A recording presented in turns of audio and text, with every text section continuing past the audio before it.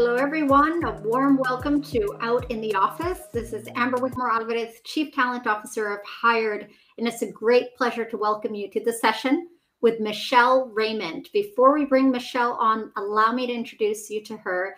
Michelle is the Business Development Director at myGwork, which is a global networking hub and job board for LGBTQ plus professionals and graduates. In addition to being a public speaker and a diversity and inclusion consultant, Michelle is also an accomplished musician who performs under the artist name of Michi. She has graced the stage with some of the biggest names in the music industry today, including Miley Cyrus, Meghan Trainor, DJ Marshmello, Rita Ora, and Carly Rae Jepsen. She also happens to be an alum of my former institution, IE Business School in Spain, where she did her MBA, and which I'm also proud to call my alma mater, before she went on to do her master's in global entertainment and the music business at Berklee College of Music. A warm welcome to Michi Raymond. Hello, thank you so much for having me, Amber. Good to see you. Likewise, it's a pleasure. We're excited today to have you and have this discussion. We have in our audience, of course, we have talent, we have employers, career services, and it's meant to be interactive, everyone. So don't hesitate to keep those questions coming in. We are monitoring the chat, and I will be interjecting with different questions that I have for Michi, but we also want to hear from you, our viewers. So great. Out in the office, here we are. We're going to talk LGBTQ plus inclusion in the workplace today. To get it started, Michi, what does pride mean to you? And I see a nice prop there in the backdrop. Yeah, this is my guitar. So I love it. Yes.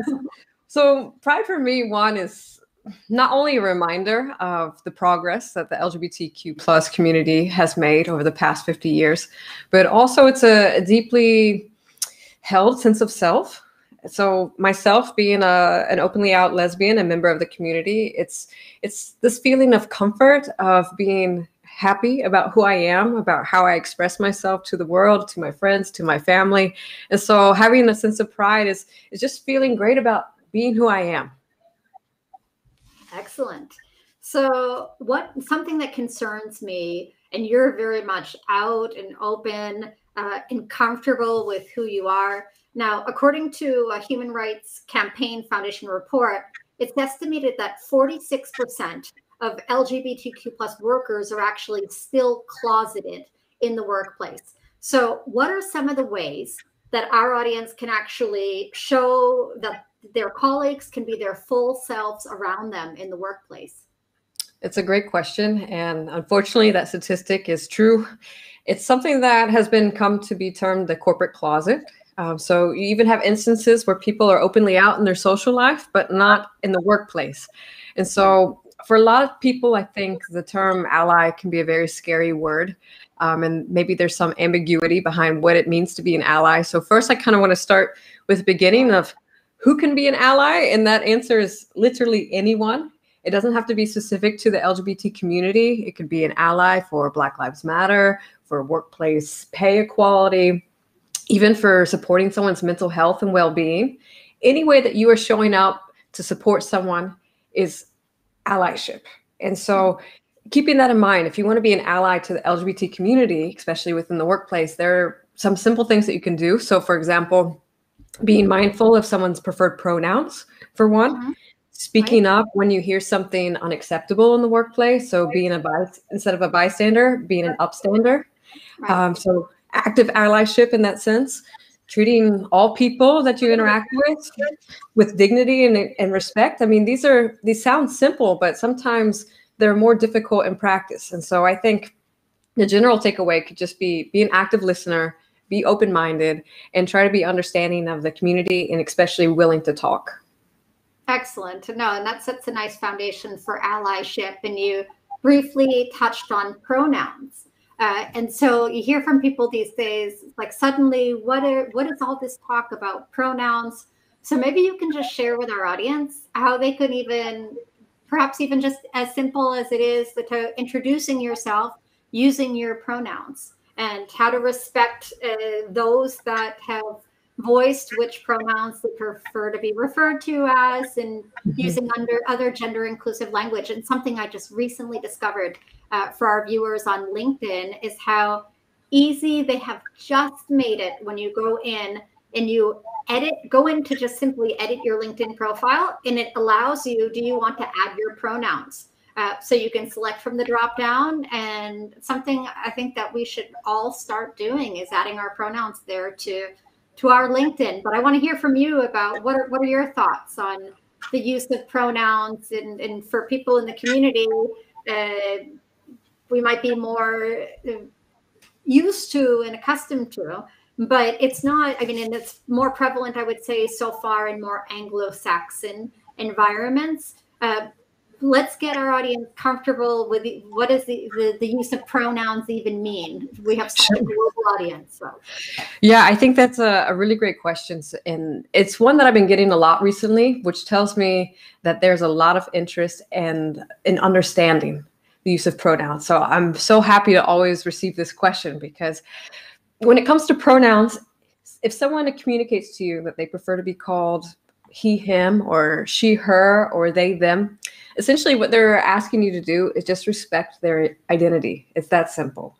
And so there are instances where people refer to call you by your preferred pronoun. And, obviously that can have a feeling of disrespect. It can, harbor negative feelings that someone does not appreciate you or see you the way that you see yourself. And so when we're talking about pronouns in the workplace, if someone is offering to you the pronoun in which they would like to be called, well, the easiest thing you can do is try to respect that to the best of your ability.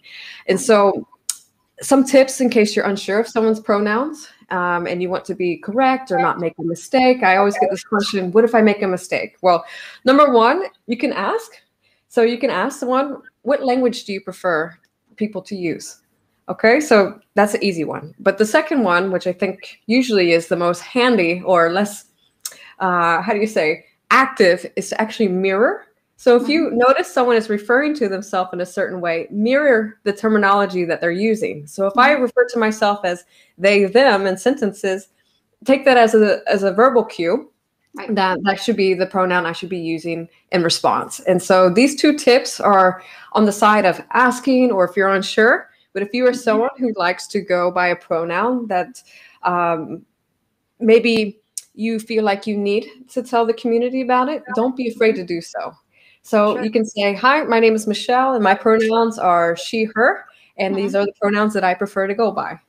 Excellent. And just so taking it down to the basics a bit, in terms of the they, them, which might be fairly new pronouns for some of our viewers. Do you want to just shed some light on the more common use that we're starting to see of they, them? Sure. So, yeah, traditionally, gender has been defined into two fields. So you have male and female, which are the most commonly heard categories of gender. And that's why it's called binary, because there's one and two. Now, someone who identifies as non-binary is someone who doesn't fit very neatly into either category of male or female. And that is determined by their personal identity. So identity is internal. It's how you feel on the inside. So if you don't feel like you fit neatly into one of those boxes, you may want to go by a non-binary term, which would be they or them.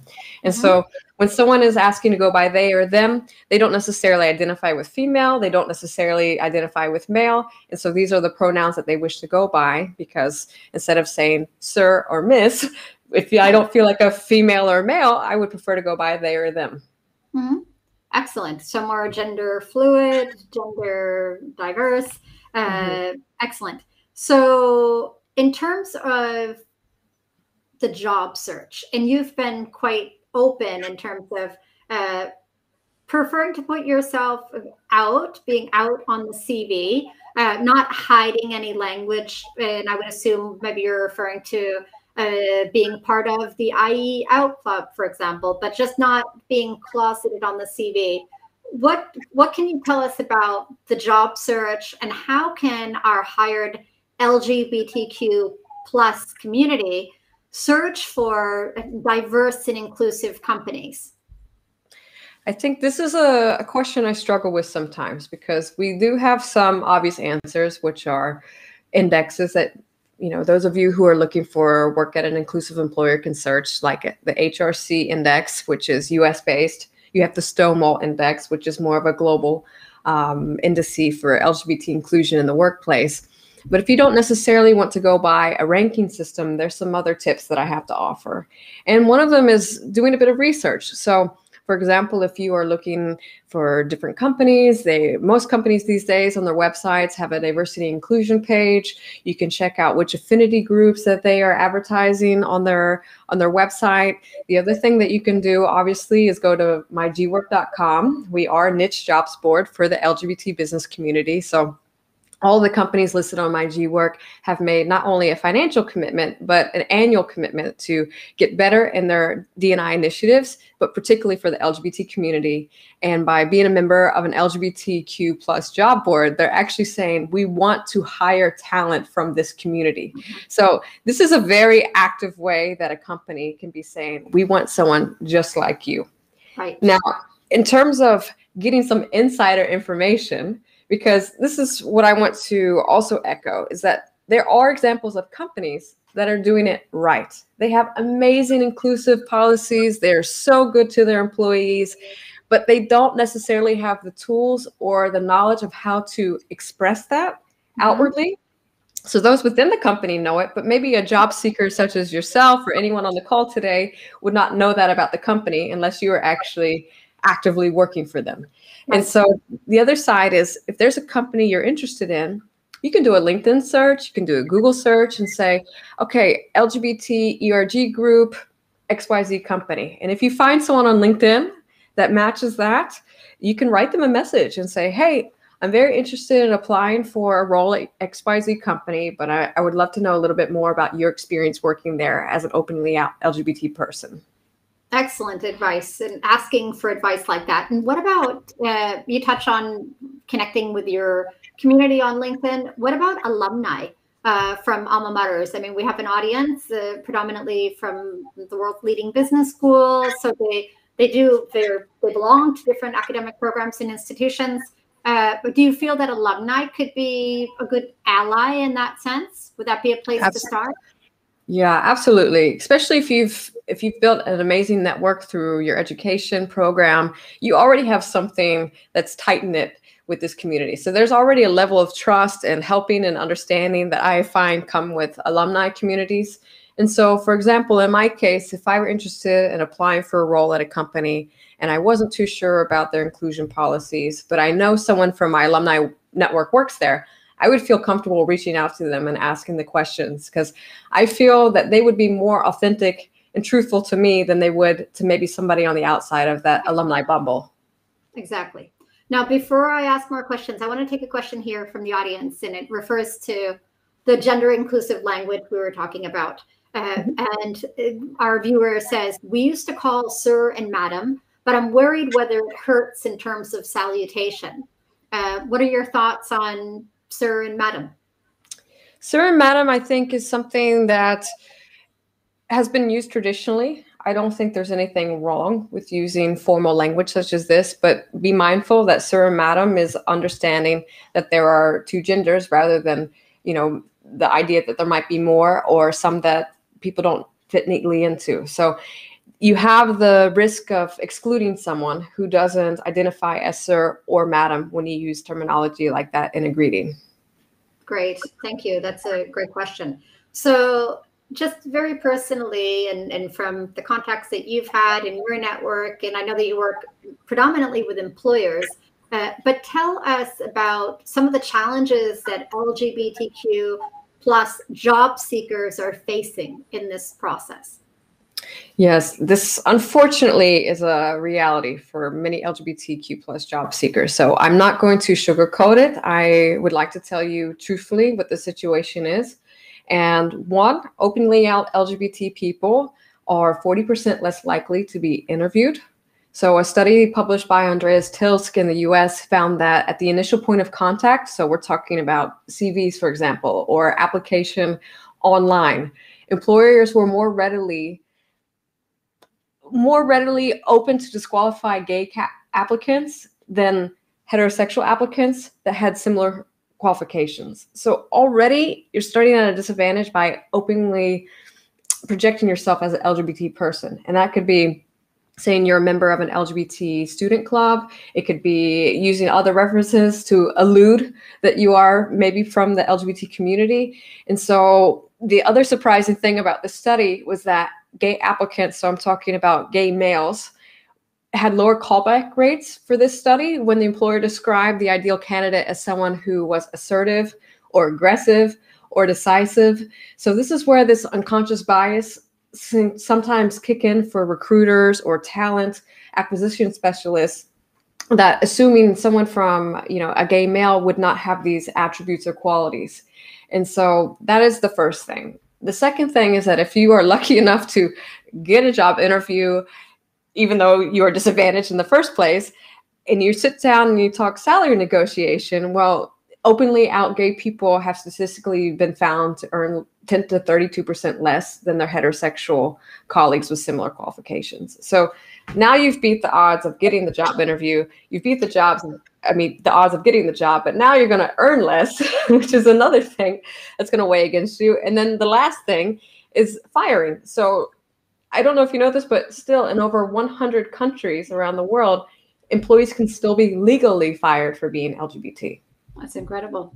And I'm going to be provocative. Thank you for sharing that. And I appreciate your transparency. I mean, this conversation could have gone a completely different way with a positive spin. But I'm glad that you spoke so openly. Now, a comment here: in our country, it is hurting to call teachers or seniors by their name. However, in numerous recognized universities, it is usual. As a result, we face a dilemma. Just a comment. But what I want to ask now in terms of the salary negotiation, and that's incredible, 10 to 32% less. Now, we see similarities when it comes to men and women earning less. And ultimately, it can be attributed to the fact that women, when they receive a job offer, are not negotiating as would their male counterparts. Is there any kind of, and this is, I know it's a provocative question, is there any kind of explanation? Has that been delved into? Is it because the LGBT plus community, they're grateful for the offer, maybe they've struggled more in the selection process, and thus they just accept and don't push for what they truly deserve in terms of a salary? Some studies have shown the effect that unconscious bias has on offers. And so, for example, for whatever reason, there's this assumption sometimes with members of the gay community that they're not having to provide for a family. And so imagine you are a heterosexual male. Maybe that talent person has the assumption that you have a wife and kids that you have to care for, and may already start out offering you a higher salary. So it's not even the negotiation that comes into place, it's the starting point. So imagine you are a male and you're more apt to counter an offer or ask for something higher than what you originally offered. But if you are starting at a number that's lower than your heterosexual counterpart, well, you can only negotiate up so far. There is that reasonable range in which people are expected to negotiate in. And so it's a shame, because there's this assumption that if you are a gay male, that you don't have a family or that you don't have to provide for others. But then also there's that gender disparity of, okay, well, if I'm a female, maybe I am caring for my family. I don't have to, let someone else be the breadwinner.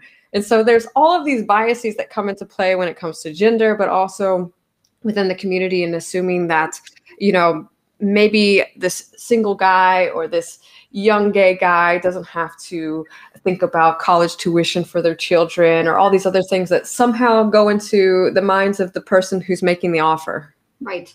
Okay. Now we've talked about just the selection of the challenges, and for sure there's many more. We have a great question from the audience, and I'm curious to hear as well the strides that we're making on behalf of employers like myGwork is working with. And we have Leonardo who's asking, what are the highlights in corporate policy for LGBT inclusion? What are the best practices, especially for those corporations that want to do something and don't know where to start? Great question. It is a great question. So specifically, if you are a company that wants to start, the first thing I want you to take away is that it's never too late. I get this question really often from companies that say, look, it's 2021. We don't have any sort of policies in place. I don't even know where to begin. Are we too far behind? And my answer to that is always no. It's never too late to start something that's going to benefit not only your employees, but your organization. And so the first thing about getting started is, one, listening to your employees. This doesn't have to just be for LGBT policies either, but the more that you have a diverse workforce, the more you're going to start understanding the needs of what that workforce has. And so, for example, I was on a panel yesterday or actually 2 days ago with Glovo, where they talked about, in case you're not familiar with the company, they are a startup unicorn based in Spain. They offer delivery services, and basically when their average age at work is 27 years old. And when they started a few years ago, obviously that age was a bit lower. So they didn't have any sort of parental leave policies in place because their age range of employers weren't necessarily starting families yet. And it came up as they started aging with the company. And so now, for the first time, they're putting together parental leave policies. So talking about LGBT specific issues, one thing is to listen to what your employees need. Another great way to get started is to offer training. So LGBT 101 on how to be an ally. This is a great place for workplace advocates to understand what it means to be LGBT. And thus, in learning what it means to be LGBT, of course, you're going to find out ways to be a better support of that community. And then finally, I always love this idea of highlighting employee stories. So sometimes when you hear an authentic story from someone that you work alongside, it can really help put in perspective what it means to be LGBT. It's understanding the struggles that they may face or have faced in the past, and how you can be a better support for that person. And so I really think that if an employee is brave enough to share their story amongst their coworkers, that is a really great place to start. And one, being authentic to who that person is and giving them a platform to share their story. But then two, on the other side, taking that as an opportunity to listen and learn. And that's where you can really start making a difference in the office, even from the ground up. Excellent insight. And I love the idea about the employee stories. Now, for the partners that you're working with at myGwork, the corporate partners, how much importance are you advising them to send diverse representatives to campus or to virtual campus events, or to be more inclusive in their approach? So how important is that the representatives of the company are actually diverse or very vocal allies, let's say? The thing that we try to do is not necessarily recommend which person you should send, but always recommend that you're using authentic messaging. And so that can be, hey, we are just getting started. We don't have an employee resource group, but we want to. It doesn't mean you need to send an LGBT person to communicate this message, but always when you are communicating with students or with anyone that may be interested in a career at your company, just be authentic. And it really goes a long way. There's no shame in saying this is where we are and this is where we want to be. The shame is when people upsell or wrongly market that they're an inclusive company with all of these benefits when that simply isn't the case. And what happens is that when you false sell a candidate, they will very quickly understand that this is not the reality. And that's when you struggle with retention. More so these days, and power to the generation that is just saying, hey, this is not what I signed up for, I'm out. In the past, I think maybe people in my age generation, so I'm talking the 30-somethings and plus, or maybe a bit more loyal to an employer, regardless of the work situation. But I love this kind of resilience that's coming out of younger generations that's saying, you don't stand for what I stand for, so this is not the place for me. And so I think if you are talking about sending a representative from your company to a school to talk about career opportunities, don't ask the token gay person to go, but take the person who's going to most authentically communicate your message to this audience. And that can be anyone. That can be an ally, that can be a heterosexual, that can be someone from the community. It doesn't matter. Just make sure you're telling the truth in your messaging and sending the right representatives that can actually encompass that message in the right way. That's a very interesting point that you touch on, the Gen Z. And it's so true that if there's one characteristic for me that identifies Gen Z, it's how they're looking for their interests and motivations to fit 100% with their potential employer. I was recently reading a study that came out of Canada by an organization called Brainstorm. And what that was alluding to was that the LGBTQ plus community, much more so than the general population, look to role models in the companies. And that's why I'm asking you a bit about the importance of the company sending the right people to give that message, because it does seem, and maybe your experience, and I'm sure you've had more interactions with different LGBTQ plus groups and clubs on campuses. Is it truly, do you also agree with that? Does this resonate with you, that they would look more to having role models in that company than other aspects that the general population might consider more specific criteria for choosing a company? I think more than role models, I would say references. So to be more broad, if you see someone who is similar to you in a company, you're more likely to see yourself within that company. So they don't necessarily have to be a spokesperson for the company, but perhaps you come across a colleague or someone who's working there that identifies as LGBT, and there's already something in that where you might see a little bit of yourself. And so in terms of references, seeing someone in a leadership position, so talking more to role model now, gives you the idea that I could get there too.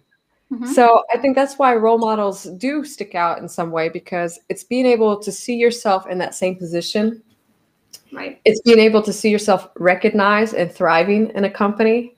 And so that can be in many forms. If maybe you're not someone who wants to climb the corporate ladder, if you will, so it doesn't necessarily have to be someone in a leadership position, but it can be another coworker that you see them able to be themselves at work, and it gives you the impression that you also have that liberty as well. Excellent. No, I that's a great referral to the use of reference versus the role model.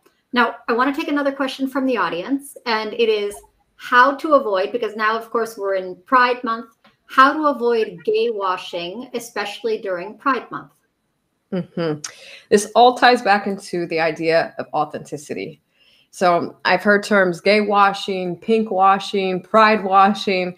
All of these things, I think, resonate deeply to certain communities, because I, for one, know when a company is putting up a rainbow as a front.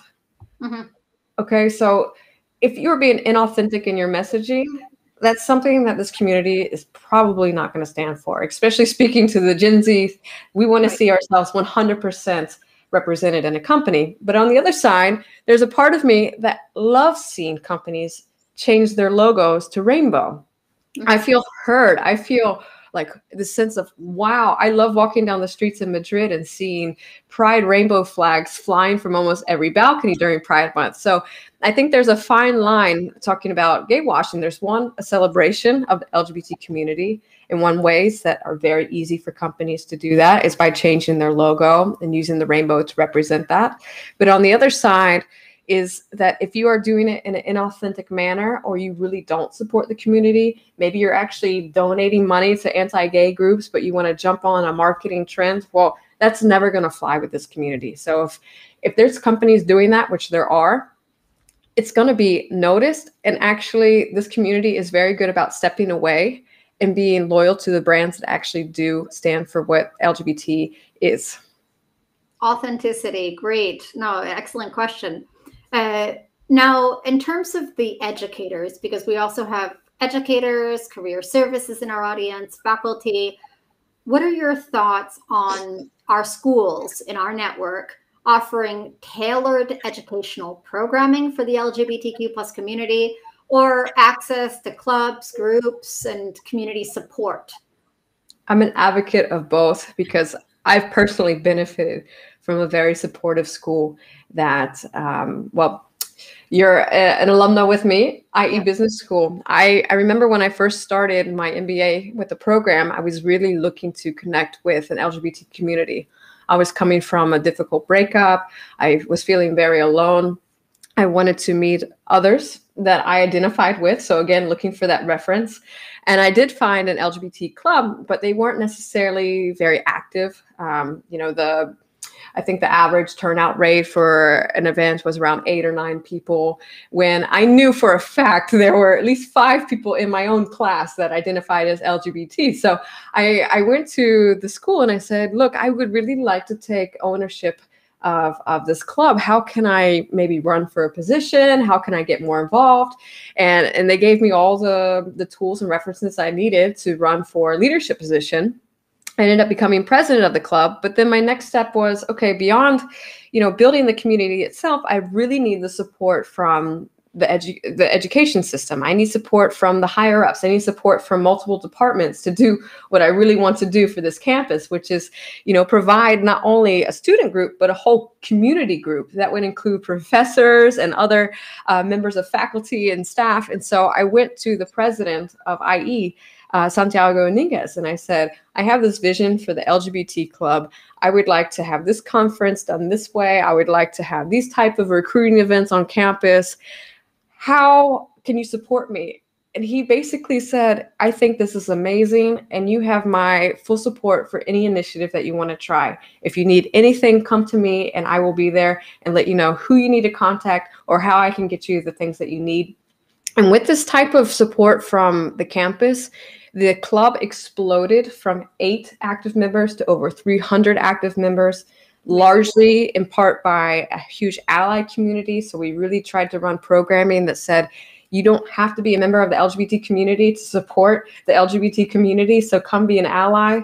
But then this amazing trickle effect started happening, is that when we started being very active about wanting allies to join in our activities and our events, we realized that since we are an international business school, there were members of the school who were members of the LGBT community, but could not be openly out about it.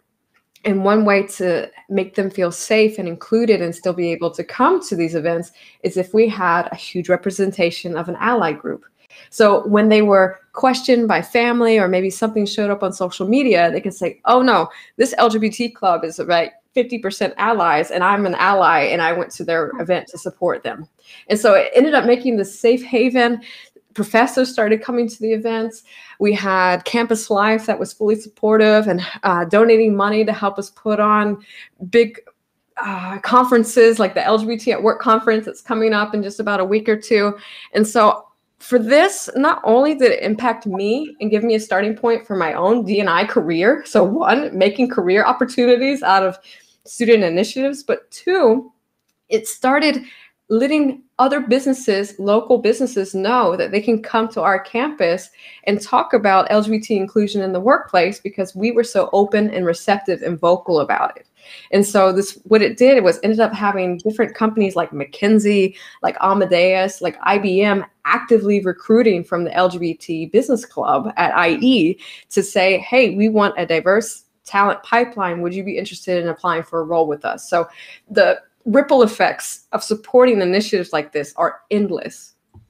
Amazing. And I know the IE Out Club, and I actually didn't realize it was you behind that radical turnaround and championing that. So congratulations, well done. And I'm familiar with all those initiatives and the recruiting taking place, which is why it's disappointing to hear those different statistics that you were providing, because at the same time, I follow myGwork and I see so much activity with top employers and the best workplaces in the world. And then to hear the statistics, it sadly doesn't add up, but clearly is a reality. And it's certain companies. And then we have another comment. Yes, there are indeed a lot of companies just painting their logo for marketing purposes, and to truly do the research, speak with classmates and alumni, and reach out on LinkedIn to understand the authenticity.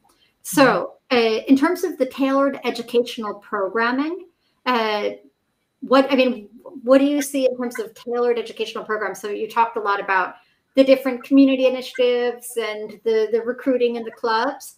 Is there anything specific when it comes to like the curriculum itself?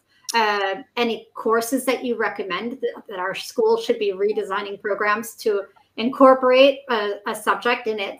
it's well known as schools shorten the duration of certain programs. Often it's human resources that is cut more from the core and they're moved to electives.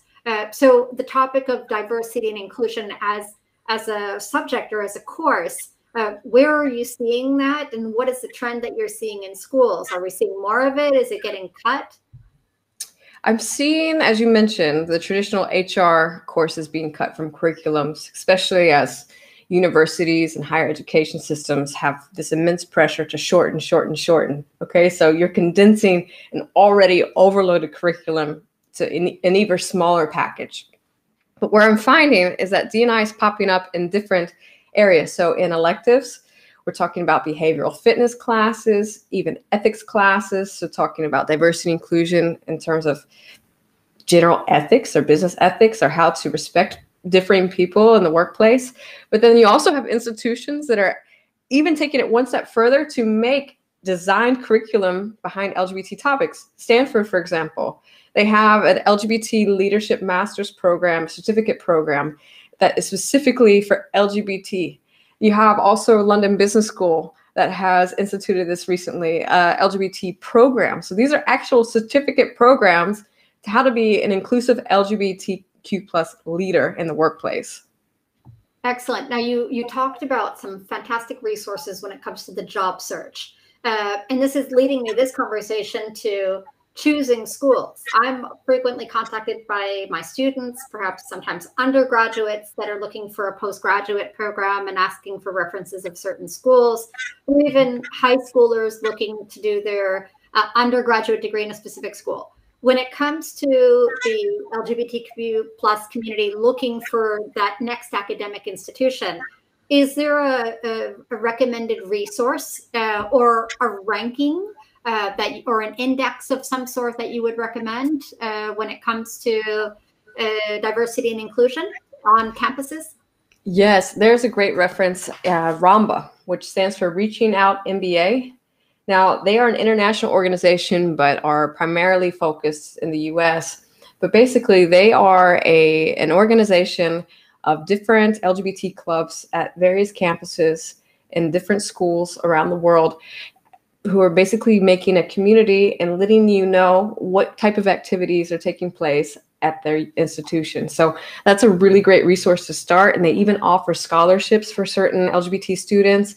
So there are campuses that have taken that next step to offer scholarships for members of the LGBT community that have been active and have done things in high school or with their own living communities.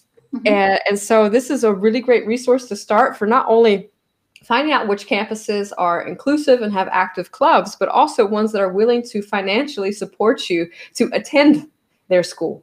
So right. I highly recommend RAMBA. It's Reaching Out MBA for anyone who's listening today. And of course, the other resources that are out there are word of mouth, looking at Facebook or Instagram. You know, the students tend to be more active on socials. And so if the school isn't necessarily great about marketing what they're doing on their website, take it one step further and see where might students be communicating this message. And excellent. I think you can find out a lot more information that way. Great. And my colleagues are sharing here the domain, the link here to Reaching Out MBA. Fantastic. And you've talked a bit, and we have a great article with you in our blog done by our colleague Alexandra, an excellent interview. And you talked about being out on the CV. And then now we've heard the statistics, but you are one who very comfortable with yourself and true to yourself. And if they don't like it, well, take it or leave it. That's who I am. Talk a bit about maybe your own personal experience with being out on the CV and any negative experiences maybe you've encountered or anything that you would have done differently or would advise our audience. I mean, we do CV clinics on a monthly basis. They have so many doubts about different aspects of the CV. And actually, I've never had this question. We've had 13,000 students come through our CV clinics last year. Yeah. And just, I think it's an interesting concept about being out on the CV. So talk a bit, if you can, and just you personally knowing the statistics and knowing the difficulties of now graduating, our graduates who are graduating the cohorts into a COVID-19 or a post-COVID-19 marketplace, and just the anxiety alone, even pre-pandemic, when it comes to the job search and finding a job and that return on investment for the program that you did. What is your advice? What is your personal advice to people about being true to themselves, but also they're in the situation where often they need to find a job? So I want to hear from you. There is, in my opinion, no correct answer. It's always a very personal answer. So I can speak to myself and then also to some others that I have heard from. So in my case, I was looking for job opportunities for about 2 years. It was a very, very tough market, and I was looking for opportunities. Sometimes I was getting interviews, sometimes I wasn't.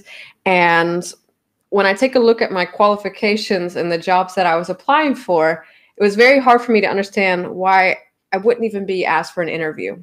And there are many factors that can lead to that. It could be, okay, this job is being advertised because legally we have to, but we've already found someone internally that's going to fill this position. That happens. Another reason I heard sometimes was, you're overqualified for this position. Why are you applying for this position? But then the one that I was never so sure about was, is it because I'm so vocal on my CV about being active in the LGBT community? I've done diversity and inclusion classes. I've been a consultant for some companies on how to start their employee resource groups for LGBT colleagues. And so this was something that my mother and also close friends of mine had brought up to my attention that I didn't necessarily even think about. So they said, Michelle, have you thought about removing these references to LGBT? Because it's very LGBT heavy. And I know you're very proud of what you've done and talking about, I Eat Out Club and the different conferences that you've been a part of. But maybe there are people that see that as a negative and are not asking you to interview because they've already made up their mind about you just by reading LGBT. So when you got that advice from your mother and your close friends and network, did you listen to that advice? Did you make any changes? I really sat with it for a long time. And knowing the statistics, as you mentioned earlier, I said, okay, I have a choice because I know that branding myself this way is going to hurt my chances of getting an interview. But then I thought, okay, if I get the interview and this person really is not LGBT inclusive, or the environment at my office is not LGBT inclusive, do I want to be there anyways? And so in a way, I kind of felt like I convinced myself that I was doing myself a service by being truthful on my CV and not removing anything on there, because it wasn't like I'm writing on my CV, I'm a openly out, proud lesbian woman. It was talking about professional accomplishments. And these are things that I didn't think I should have to censor because they are, professional. It made sense. In the role, I was making cross references about how what I did for this project could help benefit the ones that you're trying to implement in your company by hiring for this position. So for me, in the end, I took the position of I'm not changing it. And I met a lot of resistance from my mom. I mean, she was, how mothers are, they're like panicking. Oh, my kid, they just need a job and the world is so cruel. And, people don't see her the way I see her. And that's something I heard a lot. But I just felt like, you know what? I'm struggling financially. And that was 100% true. I'm not saying like I was living comfortably. I was not. I was living for free in my friends' places. Sometimes I was crashing on the couch for a month or two because I simply couldn't afford rent. But there was something so deeply held in me that said, someone one day is going to like you exactly for who you are. And you're going to feel comfortable there. And all of this is going to be worth it. And it is. I'm in my dream job. So nice to hear that, Michi. And in terms of the interview processes, the interviews that you did go through, did you have, any negative experiences or experience perhaps negative nonverbals or body language from the interviewer? And like we always say, the interview, it's not only them interviewing you for the role, but you're interviewing your future employer. Is this the right fit for me? And did you go through any interviews that maybe they were polite and respectful, but there was just something that you sensed, your intuition, this is not the workplace for me? I don't want to say it was a negative experience, but this is something I heard quite a few times. And I think that when the interviewer was asking me about my experience, I would, light up when I talked about LGBT. So I would talk about, oh yes, I did this role for this bank and I was blah, blah, blah. But then I would get to the part where I talk about, and yes, and I formed this club and it was amazing. And I would just get so energetic and alive. And I had maybe 3 or 4 interviewers that said, what are you doing applying for this role? You need to be doing D&I as your career. Right. It's so evident in your face. I hate to say this, but I'm not going to give you this job because I just think that you have so much more potential in this space. And I would hate hearing that. It would crush me because I was like, I just need a job and I'm going to be amazing at this job. And who cares what my passion is? I'm still going to do it outside of the business, but I want this role. And, you know, maybe they did me a favor in a way because they saw how engaged I was with these, you know, initiatives and topics. But at the same time, it was soul crushing to get turned down from job after job. And it really made me think, do I tone it down? You know, it was just unconscious that I was getting so animated. Yeah. And at the same time, I hear that, and you know, it was crushing for you. But I think, well, that's as a talent professional, I would have very likely sensed that as well, and given the same advice. It simply wasn't the right fit. And I'm sure now you look back in retrospect and are probably glad that you did not take those. And it's like you said about, I'm not doing myself a service. I always say the same. It's like you're not doing you're doing yourself a disservice by being dishonest on your CV and not sincere. Mm-hmm. So we have a great question here from Christiane. I have some criticism about dedicated initiatives for diversity and inclusion groups of people instead of really including them into the daily basis routines. What are your thoughts about this? I think there are many instances when a group that is meant to be inclusive ends up turning into an exclusive group. And that I absolutely don't agree with.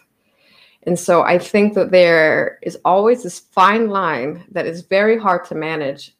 And usually it can be something as simple as the leader of that group projecting their personal opinions or stances.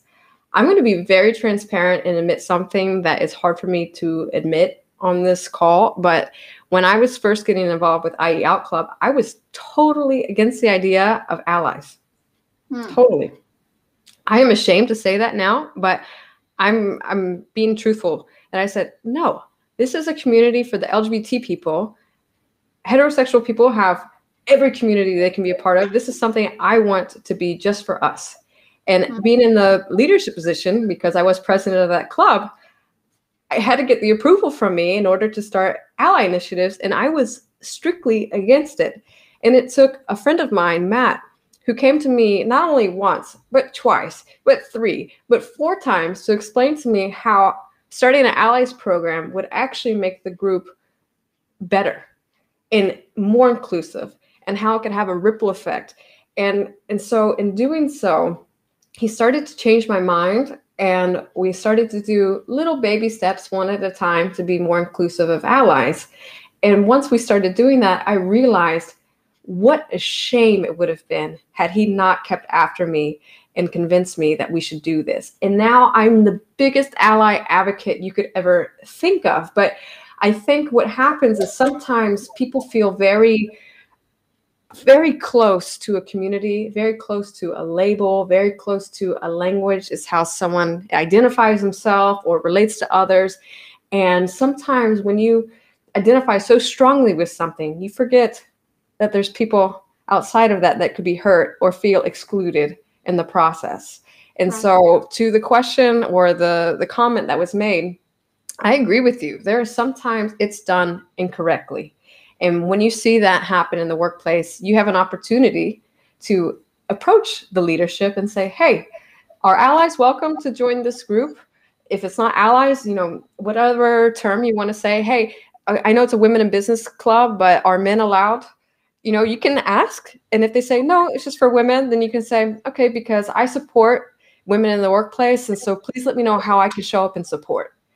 And then starting these dialogues that we started to realize, okay, we had this instance in my campus as well, where there was a women in business conference and maybe 2 or 3 guys would show up. And what you had was a panel of women speaking to women about how they should be given equal rights. That's not the audience you need to project that message to?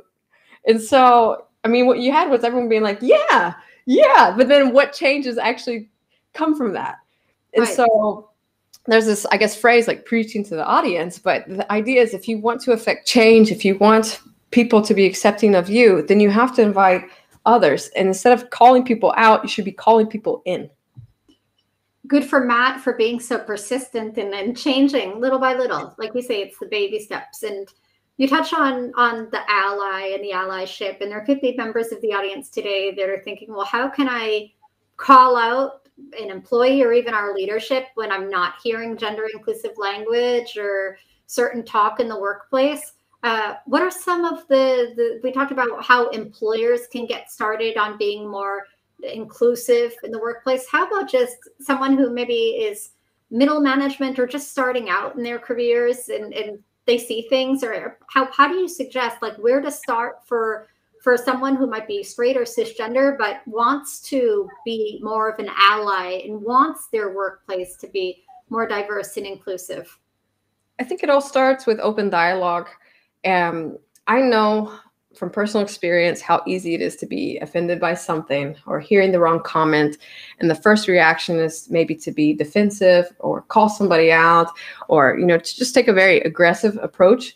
But if you think of any situation in your life, it doesn't have to be in the workplace. Anytime that you want to affect a change, what's the best way that you can communicate with someone? Is it attacking them or is it by opening a dialogue and explaining in a very coherent way why this, and this did not sit well with you and how it could be improved?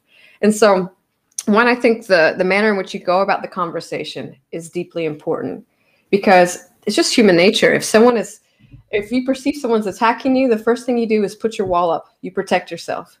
And I think that is just human nature. And unless you are very in tune with emotional intelligence and how you react to things, it would be hard barrier for someone to get past and actually hear what you're saying rather than reacting to your body language or the way that you're saying it.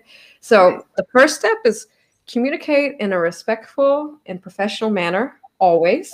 No matter if your feelings are hurt, if they're hurt, take the time you need to digest the situation and what took place and how you can communicate it better when you're ready to have that conversation.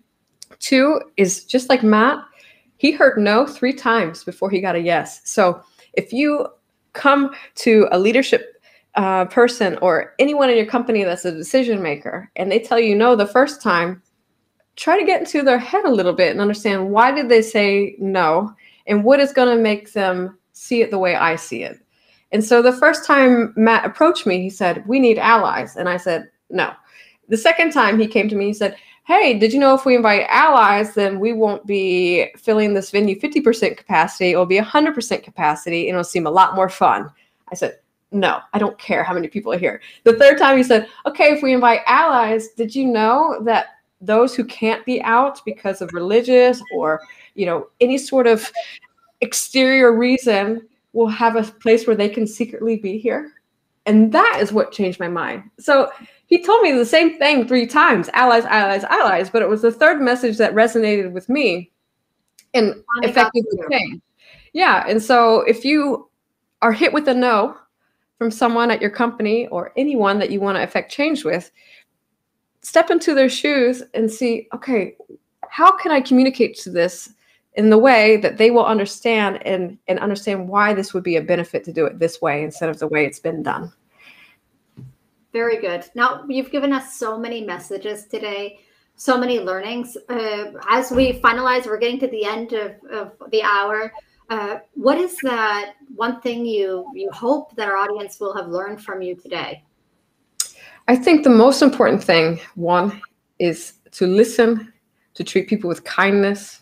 You never understand where someone may be coming from, what their family situation is, especially now in a time when all of us have had a lot of time with ourselves, be it for COVID, for quarantine, no matter the reason. Understand that people are going through different things, different points in their life, that change does not happen overnight. There's baby steps that can be taken.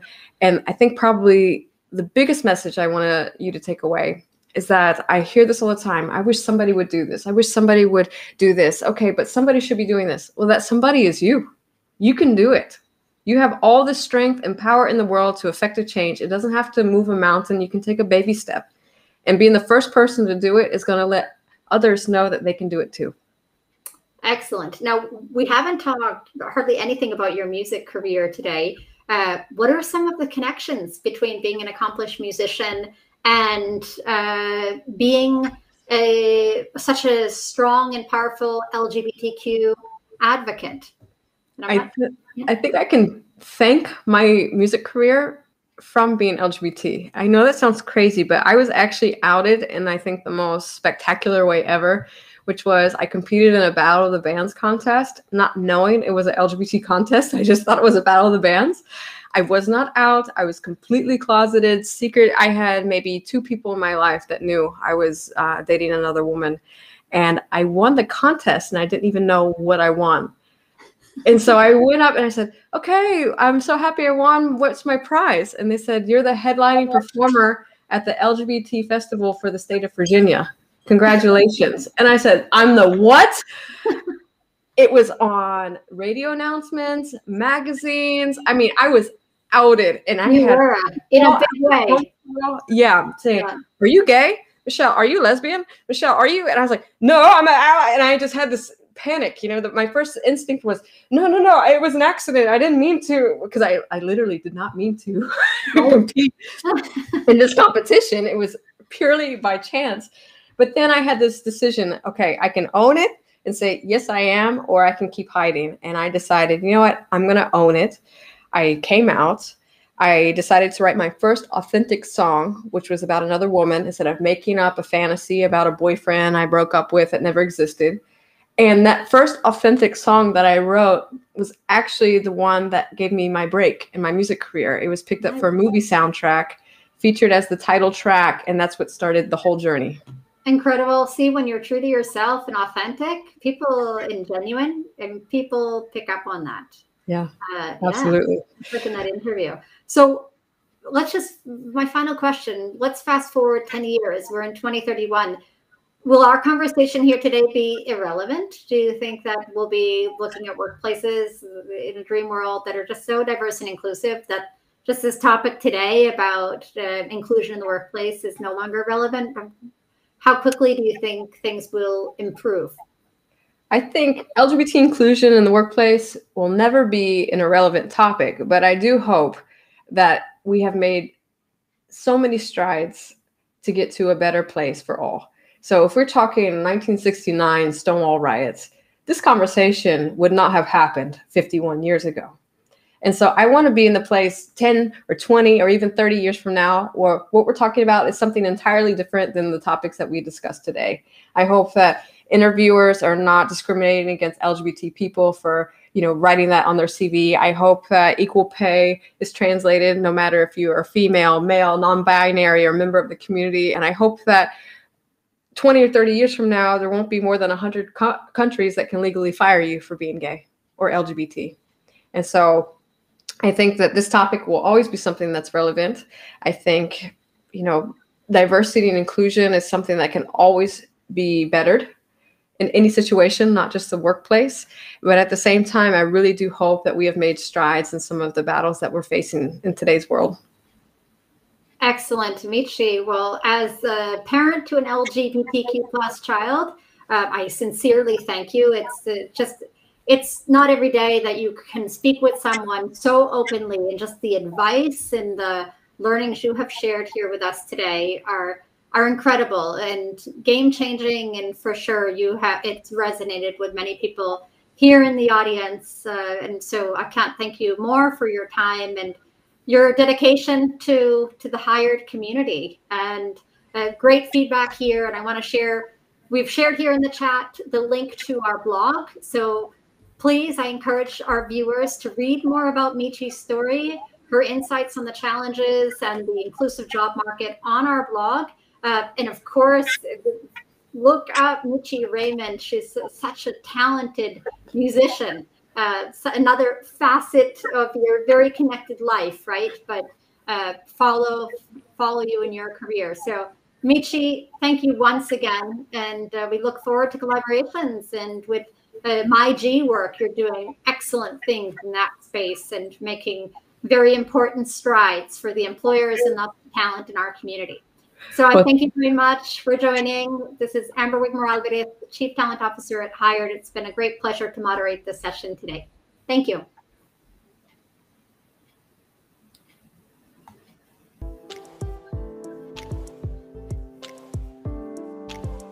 Thank you very much, everyone.